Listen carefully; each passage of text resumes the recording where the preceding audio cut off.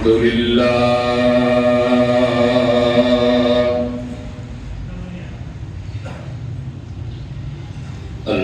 لله نحمده ونستعينه ونستغفره ونؤمن به ونتوكل عليه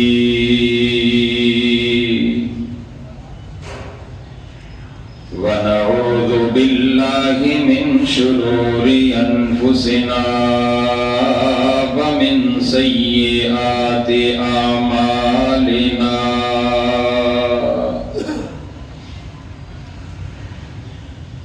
من يهده الله فلا مضل له ومن يضلله فلا هادي له ونشهد أن لا إله إلا الله وحده بوحدة لا شريك له ونشهد أن سيدنا ومولانا محمدا عبده ورسوله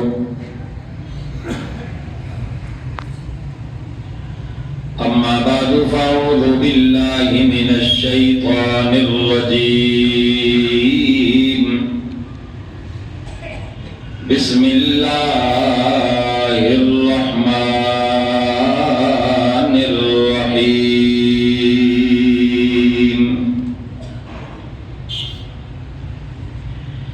يا أيها الذين آمنوا توبوا إلى الله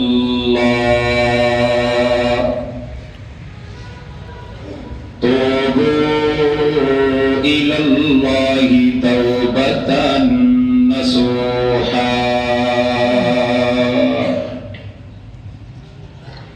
وقال تعالى في مقام آخر قل يا عبادي الذين أسرفوا على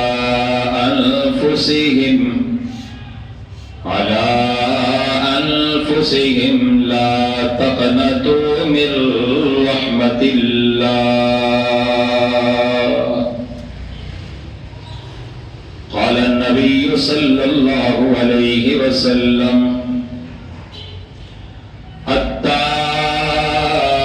التائب حبيب الله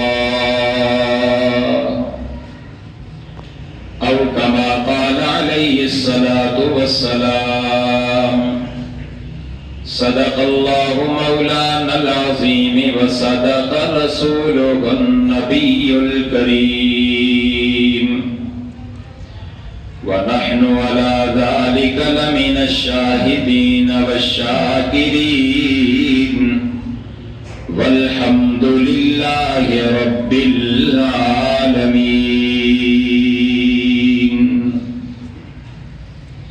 تمام احباب شوق اور محبت کے ساتھ باواز بلند درود پاک پڑھ لیں. اللہم صلی علی سیدنا و مولانا محمد وعلی آل سیدنا و مولانا محمد وبارک وسلم وصلی علیہ. سبحانک لا علم لنا إلا ما علمتنا إنك أنت العليم الحكيم. رب اشرح لي صدري ويسر لي أمري واحلل عقدة من لساني يفقهوا قولي.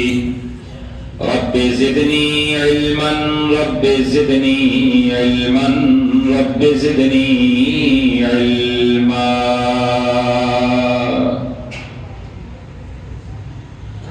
جدوں کریے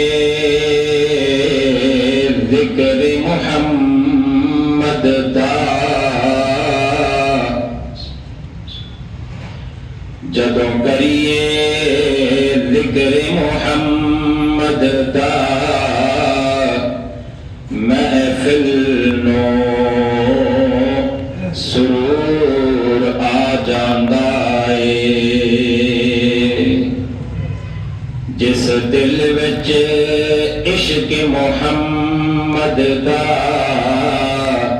اس دل وچ نور آ جاندا اے میں دور دی عظمت مندا ہاں میں دور دی عظمت مندا پر وکری شان مدینے دی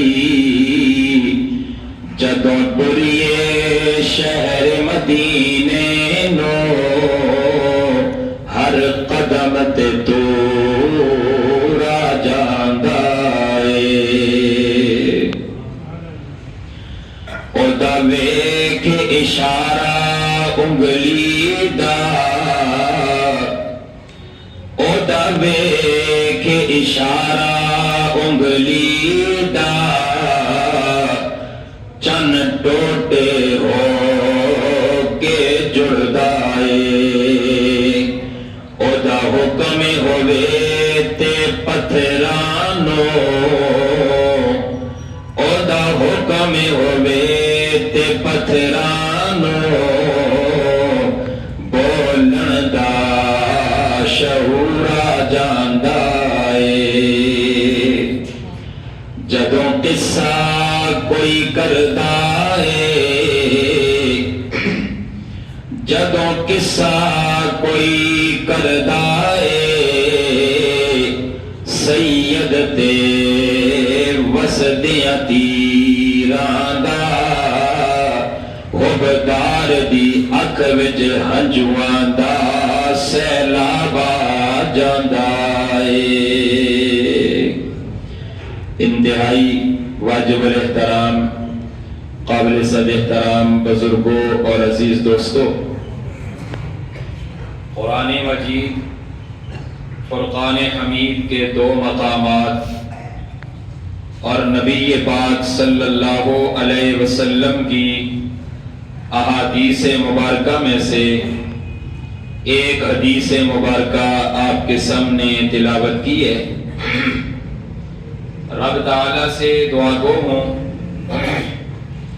مجھے ان آیات و احادیث کی روشنی میں حق اور سچ کہنے کی اور پھر ہم سب کو اس پر عمل کرنے کی توفیق عطا فرمائے، آمین۔ آج کی یہ آیات جو تلاوت کی ہیں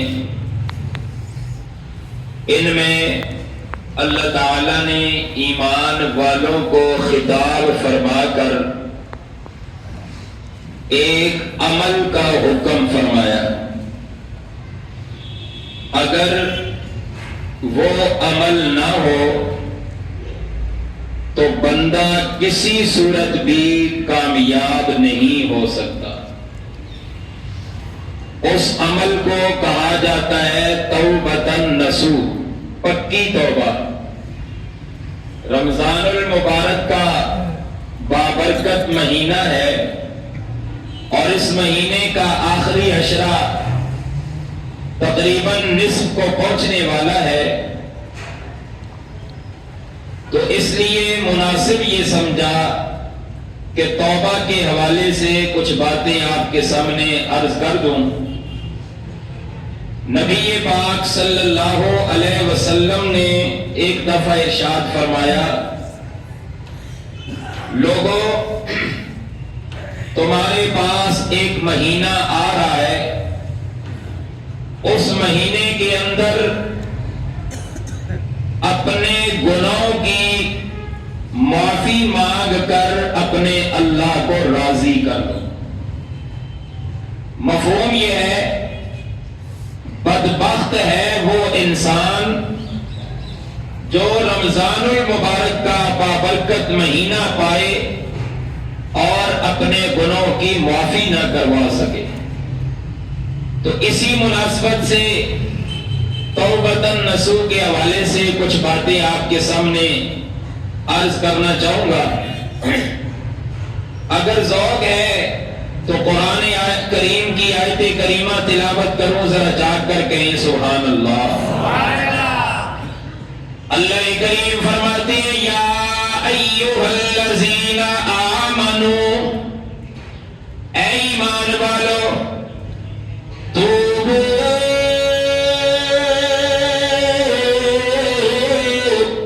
الی اللہ،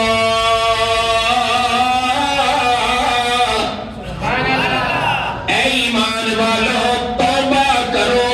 کس کے سامنے؟ زور سے بولیے، کس کے سامنے؟ اللہ نے خود ارشاد فرمایا توبو الی اللہ، توبہ کرو اللہ کے سامنے، اپنے اللہ کے سامنے آوزاری کرو، اپنے اللہ کے سامنے عاجز ہو جاؤ، اپنے اللہ کے سامنے اپنے ندامت کے آنسوؤں کو بہاؤ. پروردگار توبہ کیسے کریں گے؟ اللہ فرماتے ہیں توبہ بھی ایسی جسے توبۃ نصوحا کہا جاتا ہے. اے میرے رب کریم، توبۃ نصوح کسے کہتے ہیں؟ اللہ فرماتے ہیں پکی توبہ کرنا، دل کے ساتھ ارادہ کرنا، اللہ جو گناہ ہو چکا اسے معاف کر دے، آئندہ بچوں گا بچنے کی توفیق عطا کر دے. اللہ نے ایمان والوں کو خطاب فرمایا یا ایھا الذین آمنو. پتہ چلا ایمان ایک ایسی دولت ہے کہ اللہ ایمان والوں کو حکم فرماتے ہیں توبہ کرو. ایمان جس کے اندر ہوگا اسے توبہ پہ برانگیختہ کرے گا. جس کے دل میں ایمان نہیں اسے توبہ کی کیا پتہ قیمت کیا ہے.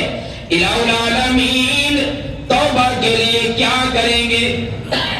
محدثین کرام نے توبہ کے لیے 4 کاموں کا ہونا ضروری قرار دیا ہے. کتنے کام؟ 4. غور سے، کتنے کام؟ 4 کام کرو گے اسے توبۃ نصوح کہا جائے گا. ظاہر ہے بندہ وعدہ کرتا ہے اللہ کے ساتھ، توبہ کرتا ہے، توبۃ نصوح کرتا ہے، تو وہ کون سے 4 کام ہیں جو کیے جائیں تو اسے رب کے ہاں توبۃ نصوح شمار کیا جائے. نمبر 1 فرمایا جو گناہ ہو چکے ان پر توبہ کرنی ہے، ان پہ اپنے اللہ سے معافی مانگنی ہے. پروردگار یہ گناہ مجھ سے ہو گیا، اللہ تیرے در پہ آیا ہوں، اللہ تیرے در پہ آ کے معافی مانگنا چاہتا ہوں، اللہ مجھے معاف کر دے. اللہ فرماتے ہیں ایک تو یہ اس پر توبہ کرے اور آئندہ نہ کرنے کا ارادہ کرے. جو بندہ یہ کام کرتا ہے توبہ کر کے آئندہ گناہ نہ کرنے کا ارادہ کرتا ہے، میں اللہ اس کو گناہ سے محفوظ کر دیتا ہوں. پہلا کام تو یہ ہے جو گناہ ہو جائے. آج انسان کوئی بھی یہ نہیں کہہ سکتا مجھ سے گناہ نہیں ہوتا، ہر بندے سے گناہ ہوتا ہے. آج کے دور کی بات کر رہا ہوں، باقی انبیاء کرام علیہم السلام گناہوں سے پاک ہیں. جس کا عقیدہ ہے وہ زور سے بولے سبحان اللہ. انبیاء گناہوں سے پاک ہیں، انبیاء معصوم عن الخطا ہیں. معصوم عن الخطا کا معنی یہ ہوتا ہے کہ میں بھی گناہوں سے بچتا ہوں، آپ بھی گناہوں سے بچتے ہیں، ہم سے گناہ نہ ہو، اس کے باوجود ہو جاتا ہے. معصوم عن الخطا وہ ہوتے ہیں جن سے گناہ بچ کر رہتے. معصوم عن الخطا وہ ہوتے ہیں گناہ جن کے قریب نہیں آتے، وہ انبیاء کی ذات ہے۔ قرآن و سنت نے یہ عقیدہ دیا ہے کہ معصوم عن الخطا صرف انبیاء ہے۔ معصوم عن الخطا، زور سے بولے، معصوم عن الخطا صرف انبیاء کرام ہیں۔ خیر، پہلی بات، جو گناہ ہو چکے ان پر توبہ کرے اور آئندہ اللہ کے ساتھ وعدہ کرے، ارادہ کرے، پروردگار آئندہ گناہ نہیں کروں گا، آئندہ نہ کرنے کا ارادہ کرے۔ نمبر 2، ایسے اپنے دل کو حسد سے، کینے سے، بغض سے پاک کرنے کی کوشش کرے۔ اور یہ بھی توبۃ نصوح کی ایک قسم ہے، یہ ایک شرط ہے، ایسے نہیں ہے۔ توجہ ہو، ذوق ہو تو میں بات کو آگے چلاؤں، جا کر کہیں سبحان اللہ۔ بندہ اللہ سے معافی مانگے، کہے ربا مجھے معاف کر دے، دل میں فتور بھرا ہوا ہو، کہے اللہ مجھے معاف کر دے، سجدوں پہ سجدے کرے، تلاوتوں پہ تلاوتیں کرے، تسبیحات پہ تسبیحات کرے، دل میں اپنے مسلمان بھائی کا کینہ بھرا ہوا ہو، اللہ فرماتے ہیں میں ایسی توبہ قبول نہیں کرتا، اسے توبۃ نصوح نہیں کہتے۔ آئیے ذرا دل میں کینہ نہ رکھے، دل کو صاف کرے۔ مسلمان بھائی جس نے بھی کلمہ پڑھا اس کا اپنے دل میں کینہ نہ رکھے، بلکہ آگے چل کر کہوں کسی انسان کا بھی اپنے دل میں بغض اور کینہ نہ رکھے۔ سبحان اللہ، لوگ سے کہیں سبحان اللہ۔ نبی پاک علیہ الصلوۃ والسلام آپ تشریف فرمائیں، آپ کے ارد گرد آپ کے صحابہ بھی تشریف فرمائیں، اچانک ایک صحابی تشریف لائے۔ میرے آقا نے جب دیکھا مسجد نبوی پر ان صحابی کو، آپ نے فرمایا او میرے صحابہ، جنتی آ رہا ہے۔ میرے صحابہ وہ دیکھو جنتی آ رہا ہے۔ ایک دفعہ نہیں 3 دفعہ میرے نبی نے انگلی کا اشارہ کر کے ارشاد فرمایا میرے صحابہ جنتی دیکھنا ہے تو اسے دیکھ لیں، جنتی آ رہا ہے۔ صحابہ کرام رضوان اللہ تعالی علیہم اجمعین کہتے ہیں ہم نے غور سے دیکھا تو وہ ہمارے ہی ایک ساتھی تھے، ہمارے ہی ایک صاحب تھے جن کو اللہ نے اسلام کی دولت سے مالا مال کیا ہوا تھا۔ صحابہ کرام رضوان اللہ تعالی علیہم اجمعین کہتے ہیں ہمارے دل کے اندر یہ خیال آیا کون سا عمل کرتا ہے، کون سا وظیفہ کرتا ہے، کون سی تلاوت کرتا ہے، کون سا اللہ کا نام پڑھتا ہے جس کی بنیاد پہ رب نے اور اللہ کے رسول نے فرمایا یہ جنتی ہے۔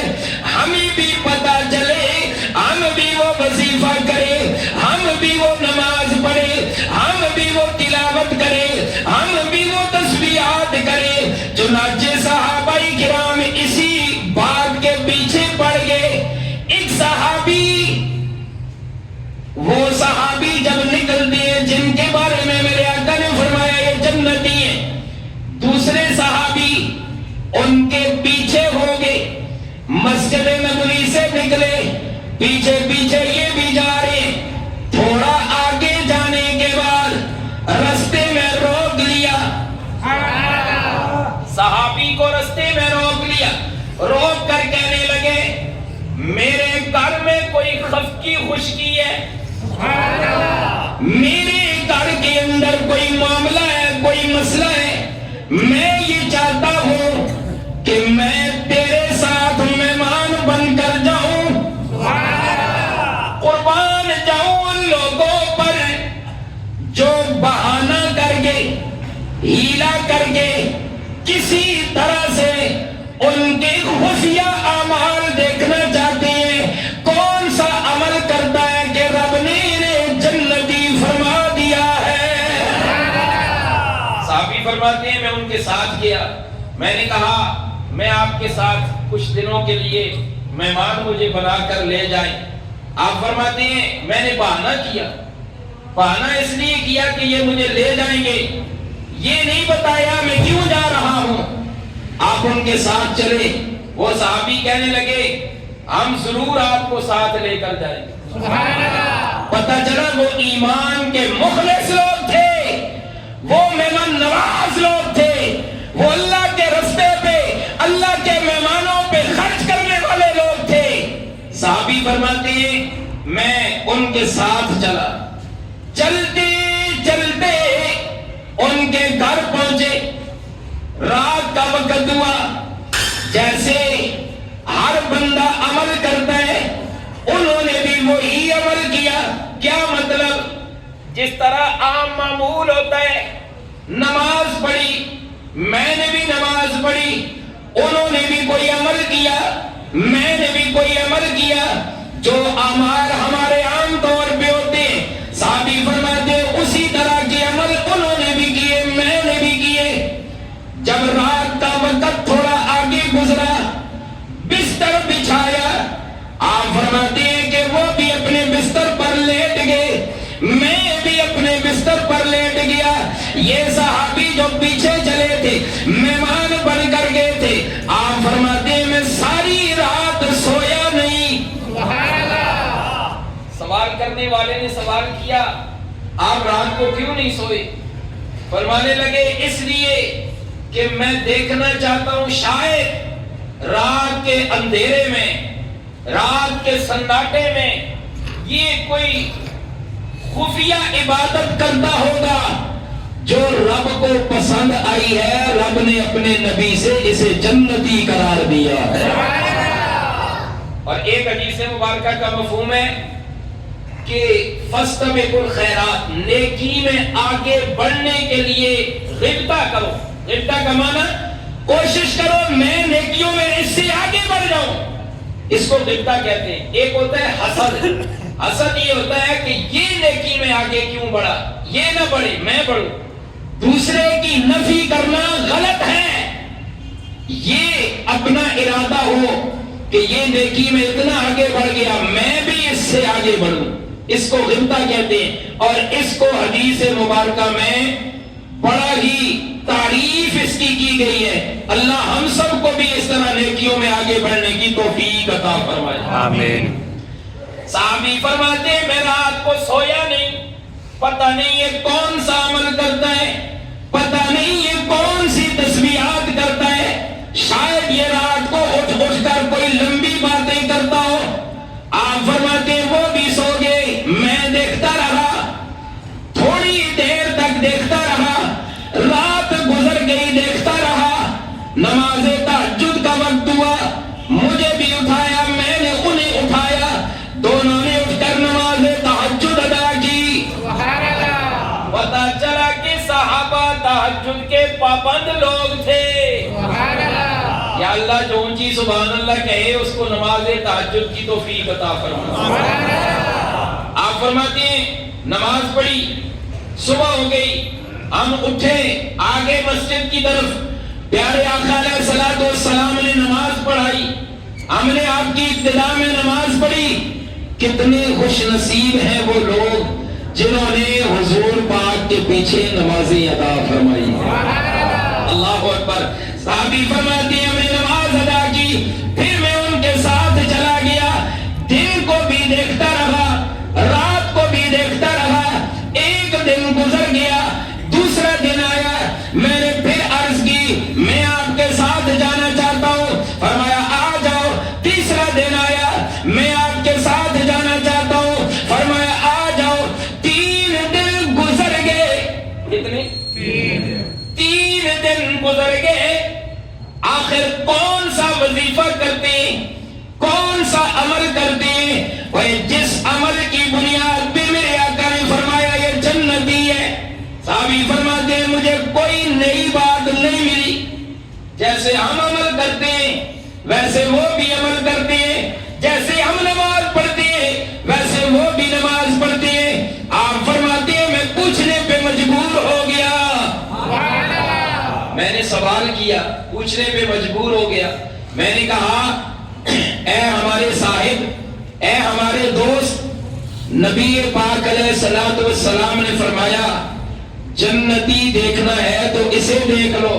میں 3 دن سے میرے گھر میں کوئی خفگی نہیں ہے, صرف اس نیت اور ارادے سے آپ کے گھر مہمان بن کر آیا کہ میں دیکھوں آپ کون سا عمل کرتے ہیں. مجھے تو کوئی خاص عمل نظر نہیں آیا, آپ ذرا بتا دیں آپ کون سا عمل کرتے ہیں. سبحان اللہ. آج کل میں ایک بات کرنا چاہتا ہوں, میری بات سے ناراض نہ ہونا, ذرا جا کر کہیں سبحان اللہ. سبحان اللہ. آج کل پوچھنے کی ضرورت ہی نہیں ہوتی. آج کل ہمارے یہاں جو ہے, چونکہ اللہ معاف فرمائے اور اللہ ہم سب کو محفوظ فرمائے, آج اس زمانے میں ریا زیادہ ہو گیا ہے, دکھلاوا زیادہ ہو گیا ہے. آج پوچھنے کی ضرورت ہی نہیں پڑتی.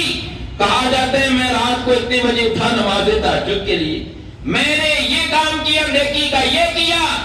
نیکی اللہ کے لیے چھپا کر کی جاتی ہے. سبحان اللہ. نیکی اللہ کے لیے چھپا کر کی جاتی ہے. خیر, صحابی فرماتے ہیں میں نے پوچھا بتائیے نا کون سا عمل ہے, کس عمل کی بنیاد پہ حضور پاک نے فرمایا.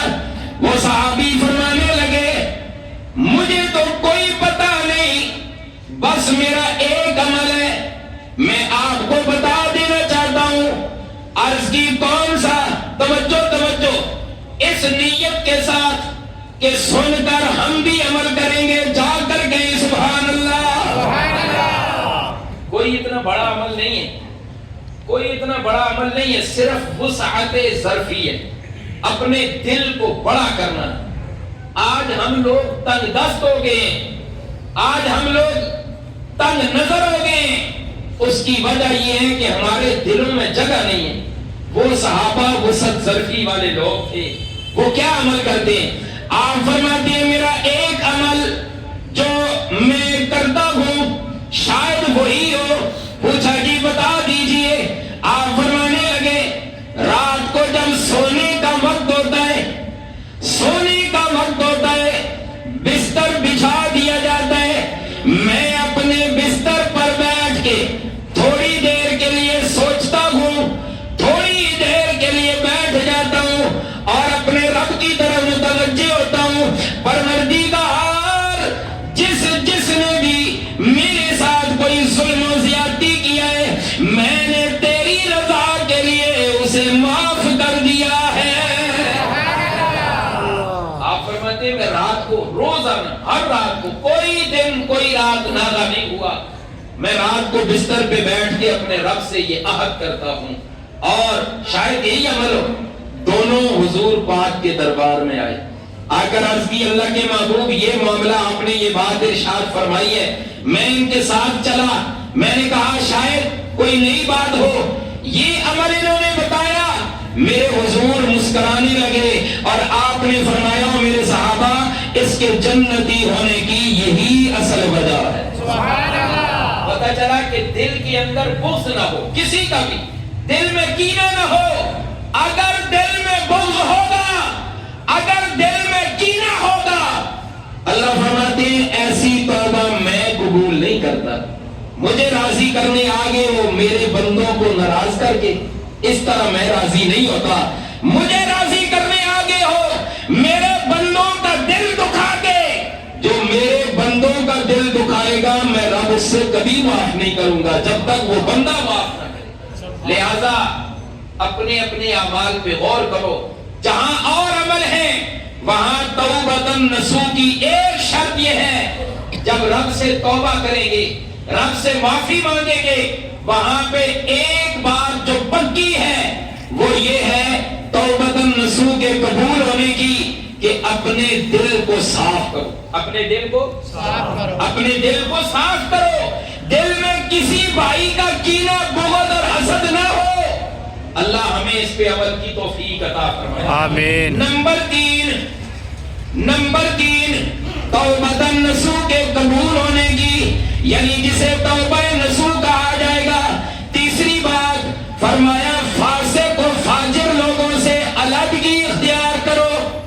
فاسق و فاجر لوگوں سے علیحدگی کا معنی ہم نماز پڑھتے ہیں، عشاء کی نماز پڑھتے ہیں، اس میں ہم وتر پڑھتے ہیں، وتر میں تیسری رکعت میں سورت پڑھنے کے بعد جب اللہ اکبر کر کے ہم دعائے قنوت پڑھتے ہیں۔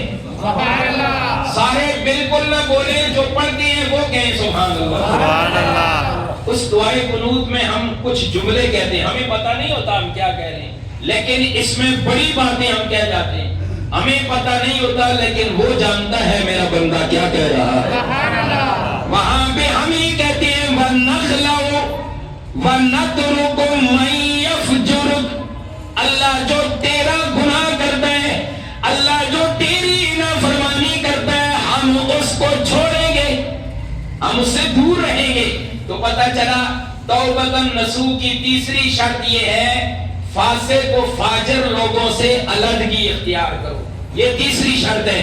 اور یہ بات آج ہم اپنی زمین کے لیے، اپنی جائیداد کے لیے، اپنے کسی ذاتی مسئلے کے لیے دوسرے سے علیحدگی اختیار کر لیتے ہیں، موت مرگ چھوڑ دیتے ہیں، بیمار کرسی کرنا چھوڑ دیتے ہیں، لیکن جب بات دین کی آ جائے، جب بات اللہ کی رضا کی آ جائے، پھر ہم پیچھے نہیں ہٹتے۔ اللہ فرماتے ہیں کہ تم میرے نافرمان بندوں سے علیحدگی اختیار کرو، کہیں ایسا نہ ہو ان پہ اللہ کا غضب آئے اور تم ان کے ساتھ شامل ہو جاؤ۔ تو توبۃ نصوح کی تیسری شرط یہ ہے جو لوگ فاسق و فاجر ہیں ان سے علیحدگی اختیار کرو۔ نمبر 4، چوتھی بات توبۃ نصوح کی، موت کو کثرت سے یاد کرو، موت کو کثرت سے یاد کرو، موت کی تیاری کرو۔ یہ 4 شرطیں توبۃ نصوح کی ہیں۔ نمبر 1، جو گناہ ہوا اس سے توبہ کرو، آئندہ گناہ سے رکنے کا ارادہ کرو۔ یہ ایک بات ہوئی ہے، یہ کتنی ہوئی؟ ایک بات۔ دوسری بات، اللہ کے سامنے جب آوازاری کرو گے اپنے دل کو کینے سے بغض سے صاف کرو، دل صاف ہوگا تو توبہ قبول ہوگی۔ نمبر 3، تیسری بات، فاسق و فاجر لوگوں سے علیحدگی اختیار کرو۔ چوتھی بات، موت کو یاد کرو اور موت کی تیاری کرو۔ سبحان اللہ۔ آج ہم توبہ کرتے ہیں، اللہ سے معافی مانگتے ہیں، لیکن معافی مانگنے کے بعد ہم مصلی سے اٹھ کے آگے ہوتے ہیں، پھر وہ یاد ہوتا ہے۔ اللہ فرماتے ہیں یہ توبۃ نصوح نہیں ہوتی۔ توبۃ نصوح کی 4 شرطیں ہیں، جس کو یہ 4 باتیں سمجھ آئی ہیں وہ ذرا جا کر کہیں سبحان اللہ۔ الہ العالمین، جنہوں نے ان 4 باتوں کو اپنا کر توبہ کی انہیں کیا ملے گا؟ اللہ فرماتے ہیں 4 باتوں کو اپنا کر جنہوں نے توبۃ نصوح کیا ہے میں اللہ ان کو 4 انعام عطا کروں گا۔ کتنے انعام عطا کروں گا؟ 4 انعام۔ پہلا انعام اللہ فرماتے ہیں جو ان 4 باتوں کو اپنا کر توبہ کرتا ہے میں اللہ اس سے محبت کرتا ہوں۔ اللہ خود فرماتے ہیں میں اللہ ایسی توبہ کرنے والے سے محبت کرتا ہوں، اگر ذوق ہو تو میں حدیث سنا دوں۔ میرے نبی پاک علیہ الصلوۃ والسلام نے فرمایا التائب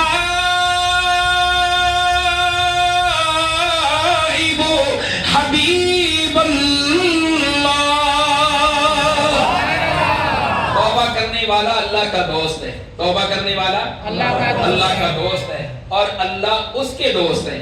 ہم سمجھتے ہیں پتہ نہیں اللہ کا ولی، اللہ کا دوست کون ہوتا ہے؟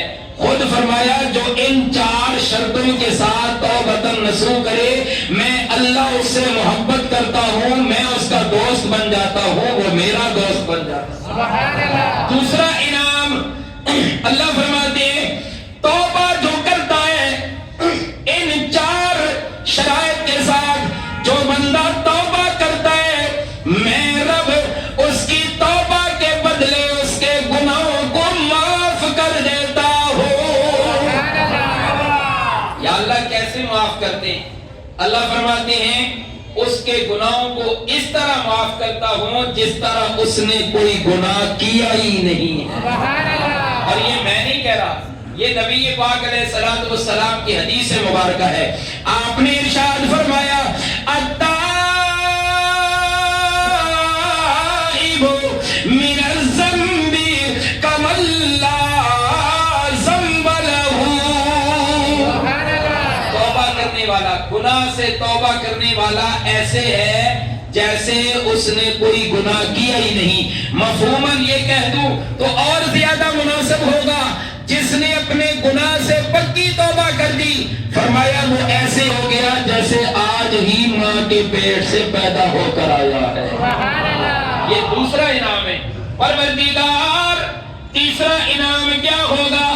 اللہ فرماتے ہیں تیسرا انعام یہ ہے میں اللہ اس کی مدد کرتا ہوں۔ آج کوئی بات ہو، کوئی کام ہو، ہم اللہ سے دعا مانگتے ہیں اور پھر شکوہ کرنے بیٹھ جاتے ہیں کہ ہمارے لیے اللہ کی مدد نہیں آ رہی۔ اللہ فرماتے ہیں ان 4 شرائط کے ساتھ توبۃ نصوح کرو، میں اللہ تمہاری مدد کروں گا، میں اللہ تمہارے ساتھ ہوں گا، میں اللہ تمہاری مدد کروں گا۔ دیکھیں حدیث قرآن کریم کی ایک آیت ہے، جب اللہ تعالیٰ نے اس ابلیس کو، اس شیطان کو حکم دیا تھا حضرت آدم علیہ السلام کو سجدہ کرے، اس نے انکار کر دیا۔ اسی واقعے میں آگے چل کر اللہ خود فرماتے ہیں جب اس نے کہا میں تیرے بندوں کو گمراہ کروں گا، اس نے اللہ کو کہا ابلیس نے میں تیرے بندوں کو گمراہ کروں گا، میرے رب نے اس وقت اپنے نیک بندوں کے بارے میں ایک بات ارشاد فرمائی ہے۔ اللہ نے فرمایا ان عبادی لیس لک علیہم سلطان۔ میرے جو بندے ہوں گے ان پہ تیرا کوئی زور نہیں چلے گا۔ کیوں زور نہیں چلے گا؟ اس لیے کہ ان سے جب کوئی خطا ہو جائے، کوئی گناہ ہو جائے، وہ ان 4 شرائط سے توبہ کریں گے، ان 4 شرائط کے ساتھ مجھ سے معافی مانگیں گے، میں اللہ ان کی مدد کروں گا، اور جن کی مدد میں اللہ کروں گا ان پہ تیرا کوئی زور نہیں چلے گا۔ چوتھا انعام فرمایا جو گناہوں سے توبہ کرتا ہے اس کا چوتھا انعام یہ ہے مرنے سے پہلے، موت سے پہلے اللہ فرشتہ بھیجتے ہیں۔ موت سے پہلے، اس کی موت آنے سے پہلے اللہ فرشتے کے ذریعے اس بندے کو اس کے انجام کی خوشخبری سنا دیتے ہیں۔ بات آ گئی ہے تو ایک اور بات کر دوں، ذرا جا کر کہیں سبحان اللہ۔ ایک حدیث مبارکہ کا مفہوم ہے جو بندہ ہر فرض نماز کے بعد، جو بندہ ہر فرض نماز کے بعد آیت الکرسی پڑھتا ہے، وہ اس کی موت اس وقت تک نہیں آتی جب تک اللہ اس کو جنت میں اس کا ٹھکانہ نہ دکھا دے۔ کیا پتا چلا کہ جس نے ہر فرض نماز کے بعد ایک دفعہ آیت الکرسی پڑھی، اللہ کی ذات اس کو جنت ضرور عطا فرمائیں گے، جنت عطا فرمائیں گے تو اسے موت سے پہلے ایک ٹھکانہ دکھا دیں گے۔ اور ایک حدیث مبارکہ کا مفہوم ہے جو ہر فرض نماز کے بعد آیت الکرسی پڑھتا ہے، اس بندے کے اور جنت کے درمیان صرف موت کا پردہ ہے، جو ہی وہ موت اس پر آئے گی اللہ اس کو سیدھا جنت میں پہنچا دے۔ ایمان سے بتاؤ یہ سودا مہنگا ہے؟ زور سے نہیں۔ آج ہم نمازوں سے ہی غافل ہیں۔ نماز پڑھنے کی کوشش کریں، رمضان میں نماز نہیں شروع کریں گے تو کب شروع کریں گے؟ رمضان میں اللہ کے گھر میں نہیں آئیں گے تو کب آئیں گے؟ فرمایا رمضان میں نماز شروع کرو، اور یہ آیت الکرسی بھی فرض نماز کے بعد پڑھنا شروع کرو، رب کی ذات جنت عطا فرمائے گی۔ تو 4 شرائط کے ساتھ توبۃ نصوح رب نے 4 انعامات عطا فرمانے. 4 انعامات، جو 4 انعامات ہیں وہ ان میں سے سب سے بڑا انعام یہ ہے، اللہ فرماتے ہیں کہ میں اس بندے کے ساتھ محبت کرتا ہوں. میں اس بندے کے ساتھ محبت کرتا ہوں. خیر، قرآن کریم کی آیت، یا ایھا الذین آمنوا، اے ایمان والو، توبوا الی اللہ، توبہ کرو اللہ کے پاس، اللہ کی طرف، توبۃ نصوحا، پکی توبہ، الی العالمین. توبہ کیسے کریں گے؟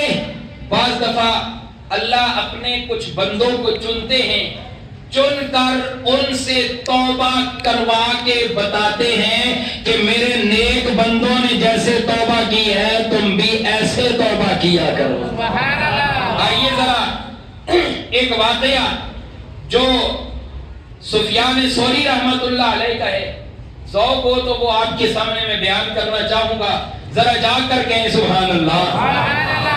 حضرت سفیان ثوری رحمت اللہ علیہ اللہ کے بہت بڑے نیک بندے ہیں، بہت بڑے ولی ہیں. آپ فرماتے ہیں میرے گھر کے قریب پڑوسی کے اندر ایک بندہ رہتا تھا، شرابی تھا، شراب پیا کرتا تھا اور اس کا کوئی کام نہیں.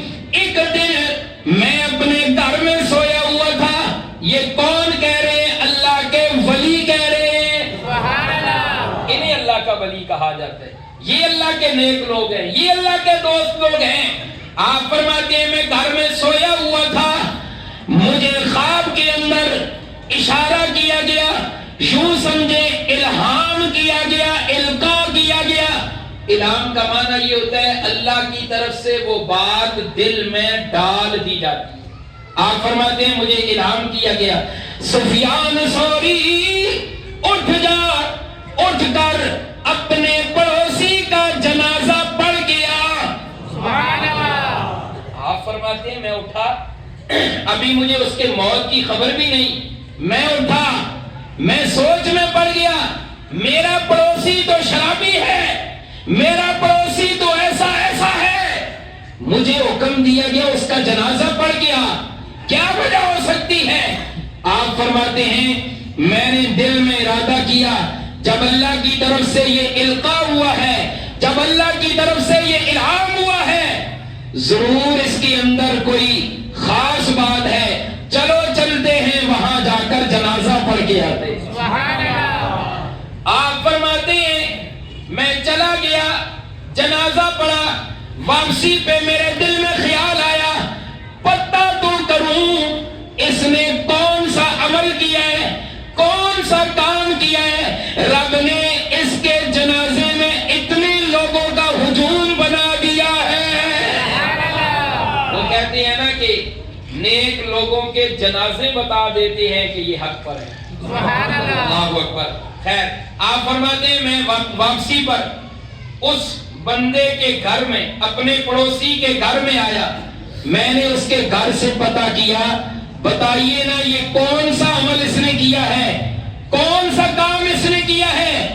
اس کے گھر سے بتایا گیا اور تو ہمیں کوئی پتہ نہیں، آج ایک دن سے اس نے زبان پہ یہ الفاظ اس کے تھے، اپنے رب کے سامنے ہاتھ اٹھا کے دعا کر رہا ہے. ذوق سے کہیں سبحان اللہ. اپنے رب کے سامنے ہاتھ اٹھا کر دعا کر رہا ہے، پروردگار اپنے اس بندے پہ رحم فرما، میرے مالک اللہ تیرے بغیر رحم کرنے والا بھی کوئی نہیں. عمل کیسے تھے لیکن عقیدہ دیکھو اس کا کہ پھر بھی رحمت کا تقاضا اپنے رب سے ہے. سبحان اللہ. اس کے ہاتھ اٹھے ہوئے دعا کر رہا ہے، پروردگار اس بندے پہ رحم فرما جس کے پاس نہ دنیا میں کچھ تھا نہ آخرت میں کچھ ہے. اس کے گھر سے کہتے ہیں یہی الفاظ وہ کہہ رہا تھا، زبان پہ کلمہ جاری ہوا اور اس کی موت واقعہ ہو گئی ہے. آپ نے فرمایا، آپ نے خود پھر اس کے گھر والوں کو یہ اپنی خواب سنائی اور فرمایا مجھے اس طرح کہا گیا جاؤ اس کا جنازہ پڑھ کے آؤ، یہی وجہ ہے کہ اس نے اپنے رب کے سامنے صدق کے دل کے ساتھ توبہ کی ہے، توبہ کرتے ہی کلمہ رب نے عطا فرمایا ہے اور اس کی موت واقعہ ہو گئی ہے۔ پتا چلا کہ جو بندہ توبہ کرتا ہے، اپنے رب کے سامنے آوزاری کرتا ہے، اللہ اس کو ضرور معاف کر دیتے۔ اللہ غفور الرحیم ذات ہے۔ دوسری آیت جو آپ کے سامنے بیان کی ہے، اس میں اللہ اپنے ان بندوں کو مخاطب کرتے ہیں، ان بندوں کو، نیک بندوں کو نہیں، ان بندوں کو جنہوں نے اپنی جانوں پہ ظلم کیا ہے۔ وہ موسیٰ علیہ السلام کے بارے میں روایات کے اندر آتا ہے، حضرت موسیٰ علیہ السلام نے رب کے سامنے عرض کی، پروردگار آپ کے نیک بندے بھی ہیں، بڑا اہم بات ہے، دل کو کھول کر، کانوں کو کھول کر یہ بات سماعت کیجئے تاکہ ہمارے دل و دماغ میں یہ بات بیٹھ جائے اور ہم اپنے رب کے قریب ہو جائیں۔ حضرت موسیٰ علیہ السلام نے اپنے رب سے دعا کی، پروردگار دنیا میں آپ کے نیک بندے بھی ہیں، آپ کے برے بندے بھی ہیں، الہ العالمین جب نیک بندے آپ کو پکارتے ہیں تو آپ ان کی پکار کیسے سنتے ہیں؟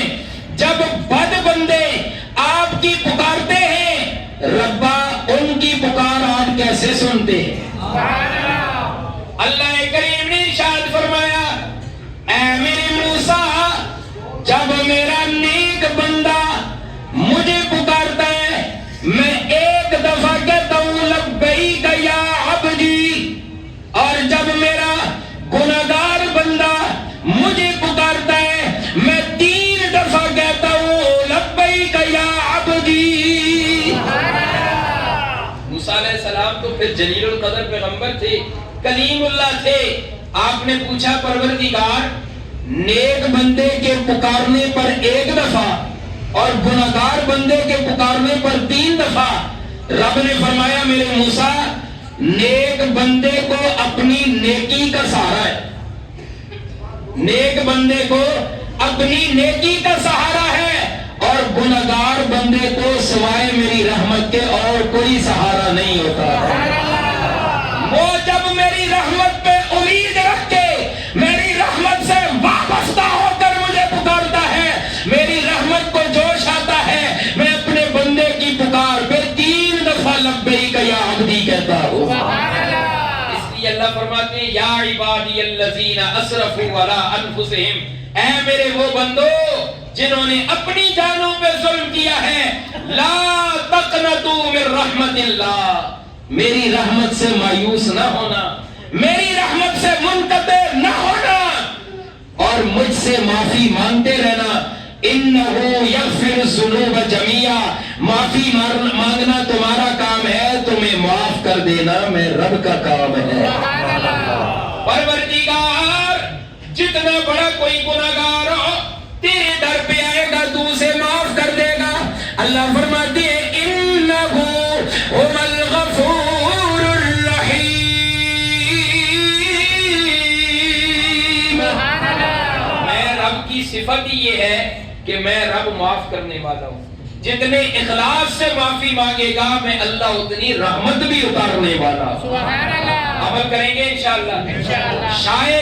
شاید رمضان کا یہ آخری جمعہ ہو، یہ بھی ہو سکتا ہے آگے ایک جمعہ اور اللہ نصیب فرما دے، تو اگلے سال یہ رمضان کس کو نصیب ہوگا کس کو نصیب نہیں ہوگا، لہٰذا اسے غنیمت سمجھ کر اپنے رب کے حضور آ کر، اپنے رب کے دربار میں آ کر اپنے گناہوں کی ندامت، اپنے گناہوں پہ آنسو بہا کر اپنے رب سے معافی مانگی جائے۔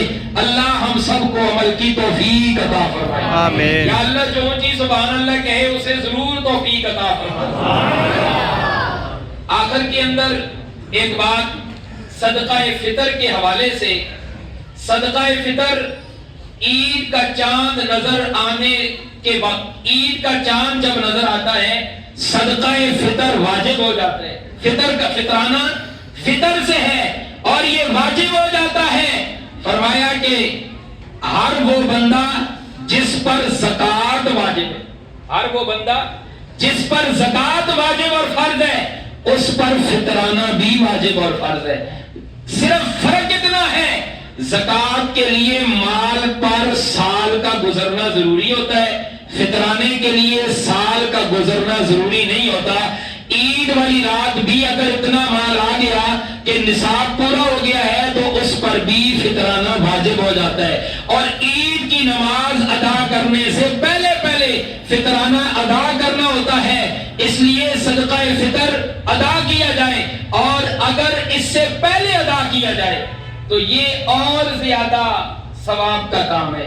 اس لیے کہ صدقہ فطر جب ہم دیں گے غریب کا کوئی کام ہو جائے گا، جو لوگ تنگ دست ہیں ان کے بچوں کا کچھ بن جائے گا، لہذا اپنا صدقہ فطر پہلے ادا کر دیں، یہ اور زیادہ اچھی بات ہے. اس سال علماء کرام نے، مفتیان کرام نے صدقہ فطر فی کس 300 روپیہ مقرر کیا ہے. یعنی جو بچہ عید کی نماز سے پہلے پیدا ہوگا اس پر بھی صدقہ فطر اس کی طرف سے بھی دینا ہوگا. لہذا صدقہ فطر 300 روپیہ فی کس ہے، اس اعتبار سے حساب کر کے اپنا صدقہ فطر ادا کیا جائے. ایک حدیث مبارکہ کا مفہوم ہے صدقہ فطر ادا کرو گے، روزوں کے اندر جو کمی کوتاہی ہوتی ہے اللہ اس کے صدقے اس کو معاف فرما دیتا ہے. دوسری بات، ہماری اس مسجد میں الحمدللہ رمضان المبارک کی نماز تراویح میں قرآن کریم سنایا جا رہا ہے. 27ویں شب کو انشاءاللہ ہماری اس مسجد میں ختم قرآن کا ایک پروگرام ہوگا. تکمیل قرآن کے حوالے سے آپ تمام احباب کو دعوت دی جاتی ہے. 27ویں شب کو یہاں ہمارے پاس ختم قرآن ہوگا. نبی علیہ الصلوۃ والسلام کی حدیث مبارکہ کا مفہوم ہے ختم قرآن کے موقع پر دعائیں قبول ہوتی ہیں. لہذا ان محفلوں میں آ کر اپنے رب سے مانگنا، اور شاید کسی کی وجہ سے اللہ ہماری دعا بھی قبول فرما لے. اللہ ہم سب کو ان باتوں پہ عمل کی توفیق عطا فرمائے. وما علینا الا البلاغ.